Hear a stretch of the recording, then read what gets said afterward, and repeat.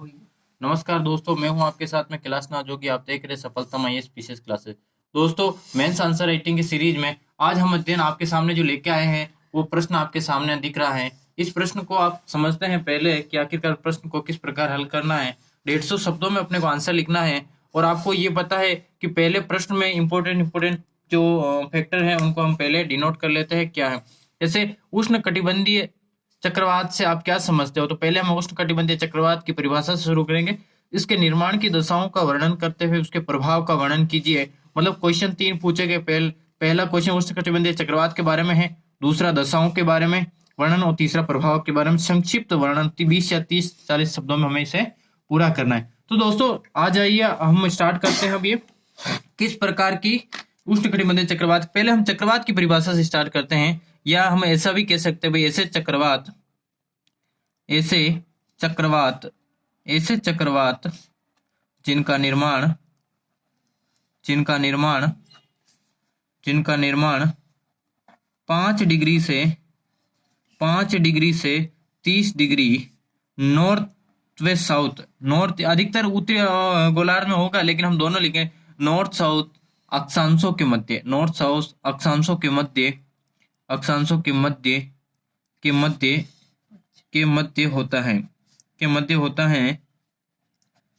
है उन्हें उष्णकटिबंधीय चक्रवात कहते हैं। उन्हें उष्णकटिबंधीय चक्रवात कहते हैं। उष्णकटिबंधीय चक्रवात कहते हैं। उष्णकटिबंधीय चक्रवात कहते हैं। उष्णकटिबंधीय चक्रवात कहते हैं।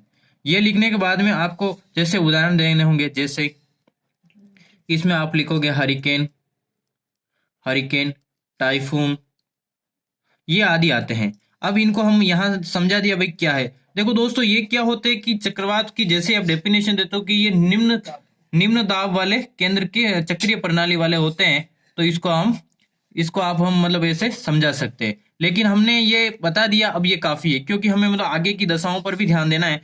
तो इसके निर्माण की दशाओं पर बात करते हैं। पहले यहाँ हम लिख लेते हैं निर्माण की दशाएं। किसके निर्माण की दशाएं? तो उष्ण कटिबंधीय चक्रवात के उष्ण कटिबंधीय चक्रवात के निर्माण की दशाएं कौन कौन सी दशाएं हैं जिनमें उष्ण कटिबंधीय चक्रवात निर्मित हो सकता है। तो इसकी पहली दशाएं हम देखेंगे कि ये कहाँ निर्मित होंगे। 5 डिग्री से 30 डिग्री अक्षांशों के मध्य निर्मित होंगे, ठीक है। और 0 से लगाकर 5 डिग्री अक्षांशों के मध्य तो निर्मित हो ही नहीं सकते। इसका प्रमुख कारण है कि यहाँ कोरियोलिस बल का मान 0 होता है, ठीक है। अक्षांशों के मध्य दोनों गोलार्धों में हो सकते हैं, दोनों गोलार्धों में पहली आपने मतलब देख ली कि क्या दशा हो सकती है। दूसरी दशा बात करेंगे कि उसमें ये किसमें निर्मित होंगे। व्यापारिक पवन पेटी में, व्यापारिक पवनों द्वारा इनका निर्माण होगा, व्यापारिक पवनों द्वारा। तीसरा हम लिखेंगे कोरियोलिस बल की उपस्थिति में। ये क्या है कोरियोलिस बल, उसमें क्या होना चाहिए कोरियोलिस बल की उपस्थिति तो बहुत ही इंपॉर्टेंट है। इसके बाद में हम लिखेंगे कि आईटीसीजेड का होना बहुत ही इंपॉर्टेंट। आईटीसीजेड के सारे क्या होगा, निम्न दाब केंद्र बना के सारे निम्न दाब, इसको में हम लिख रहे हैं लो प्रेशर का निर्माण। ये दशा भी बहुत इंपॉर्टेंट है। और एक दशा तो सबसे पहले लिखनी चाहिए थी, ये इनका निर्माण हमेशा महासागरीय सतह पर होगा। महासागरीय सतह, और महासागरीय सतह कैसे, महासागरीय उष्ण सतह पर इनको ऊर्जा कहां से मिलेगी। तो आइए दोस्तों, ऊर्जा मिलेगी इनको संगनन की गुप्त उष्मा से। संगनन की जो गुप्त उष्मा होगी उनसे इनको ऊर्जा मिलेगी। गुप्त उष्मा से इनको क्या मिलेगी, ऊर्जा मिलेगी। देखो पहली कैटेगरी हमने बता दी 5 डिग्री से 30 डिग्री अक्षांशों के मध्य। अगर ये ऊपर जाने लगेंगे तो इन व्यापारिक पवनों के विपरीत चल रही हैं पछुआ पवनें क्या करेगी, इनको काट देगी, अर्थात चक्रवात तहस नहस हो जाएगा। चक्रवात का विनाश कब होता है, जब ये किसी भी तटीय क्षेत्र से टकराएगा तो वो घटना क्या, लैंडफॉल कहलाएगी। लैंडफॉल होते ही इसका कनेक्ट किससे टूट जाएगा, संगनन की गुप्त उष्मा से, और ये खत्म हो जाएगा। और आईटीसीजेड नहीं होता है तो इसका निर्माण नहीं होता, क्योंकि आईटीसीजेड वो क्षेत्र है जहां पर पवनें एकदम मतलब लो प्रेशर का निर्माण होता है, पवनें अभिसरित होती हुई कोरियोलिस बल के कारण ये क्या चक्राकार पथ में घूमने लगती है, ठीक है दोस्तों। तो ये उष्ण कटिबंधीय चक्रवात के निर्माण की दशाएं हमने देख ली। अब हम देखेंगे उष्ण कटिबंधीय चक्रवात की विशेषताएं, मतलब उष्ण कटिबंधीय चक्रवात का प्रभाव क्या है।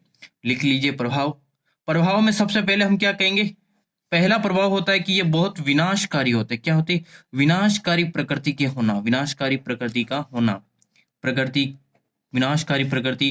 दूसरा क्या होगा? विनाशकारी और तटीय क्षेत्रों में नुकसान होगा, तटीय क्षेत्रों में जनधन की भारी हानि, तटीय क्षेत्रों में जनधन की भारी हानि, जनधन की भारी हानि, जनधन की भारी हानि होगी। जैसे तटीय क्षेत्रों में जैसे बच्चे ओडिशा हो गया, आंध्र प्रदेश हो गया, इनके जो भी बेंगलुरु वगैरह हो गया, पश्चिम बंगाल होगा, यहाँ अगर कोई भी चक्रवात बनता है और इन तटीय क्षेत्रों पर आता है तो इनसे क्या होगा? यहाँ पर यहाँ की जो सतह है, यहाँ की सतह से टकराएगा तो भारी मात्रा में नुकसान होगा। वहां पर बने हुए मतलब जो भी होंगे वो निवास टूट जाएंगे। यहाँ की पारिस्थितिकी, यहाँ देखो इससे क्या होगा? एक तो क्या होगा? मैंग्रोव वन होंगे, मैंग्रोव वनों को क्षति पहुंचेगी, मैंग्रोव वन वे पारिस्थितिकी संतुलन क्या होगा? पारिस्थितिकी संतुलन क्या होगा? प्रभावित होगा। पारिस्थितिकी संतुलन क्या होगा? प्रभावित होगा। तो आपको यह भी लिखना है कि मैंग्रोव वन में पारिस्थितिकी संतुलन का बिगड़ना, ये बिगड़ जाएगा। क्या बिगड़ना? ठीक है, ये भी एक प्रभाव हो गया। दूसरा हम क्या क्या बताएंगे इससे, है ना, इससे क्या होगा कि मतलब इसके सकारात्मक प्रभाव कम, मतलब सकारात्मक प्रभाव कम है। इससे क्या होगा? उस क्षेत्र में उससे अचानक क्या होगी? वर्षा होगी। क्या होगी? वर्षा होगी। वर्षा होगी। क्या होगी? वर्षा होगी। ये चीजें भी आपको ध्यान रखना होगा कि वर्षा होगी। कौन सा एक इफेक्ट ये लिखते दोस्तों, इनको अगर आप थोड़ा डिटेल लिखेंगे ना तभी आपको 150 शब्द पूरे होंगे और आपको प्रश्न अच्छा दिखेगा। इस प्रश्न को या सारी चीजें आपको मतलब डिटेल में लिखनी है। मैं तो बस इसको सिनॉप्सिस बता रहा हूँ, सिनॉप्सिस के अकॉर्डिंग आप क्वेश्चन को कैसे टैकल कर सकते हो, ये चीजें आपको देखनी है। और साथ ही एक प्रभाव और कौन से लिख सकते हैं इसमें, है ना, जैसे कि एक प्रभाव एक ये देख लेते हैं भाई, तटों पर उस दिन क्या होगी? तटों पर भारी मात्रा में मछलियां आ जाएगी, भारी मात्रा में मछलियां, मत्स्यन होगा, भारी मात्रा में मत्स्यन हो जाएगा। मत्स्यन में वृद्धि, भारी मात्रा में मत्स्यन में क्या हो जाएगी? वृद्धि हो जाएगी।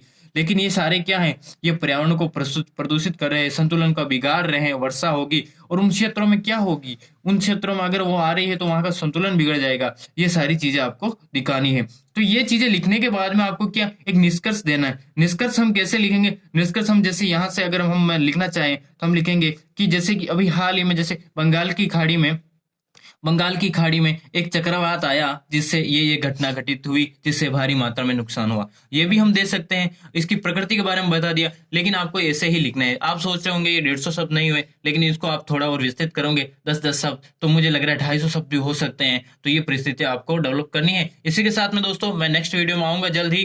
धन्यवाद।